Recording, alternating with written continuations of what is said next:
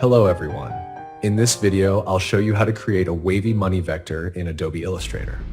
First, to support me and download the vectors I create in my videos, you can click the link in the description to visit my Patreon account and subscribe to the monthly package of your choice. Every bit of support is incredibly valuable for me and the channel to continue producing videos regularly. Don't forget to like the video and leave a comment. There are many ways to create a wavy money vector, but I'll show you the easiest and quickest method. I recommend watching the video carefully and all the way to the end because learning this method will help you simplify your work in many of your projects. First, I'll create the appearance of money in the simplest way, and then I'll make it wavy. This approach will automatically ripple the other objects within the vector, giving us the desired result.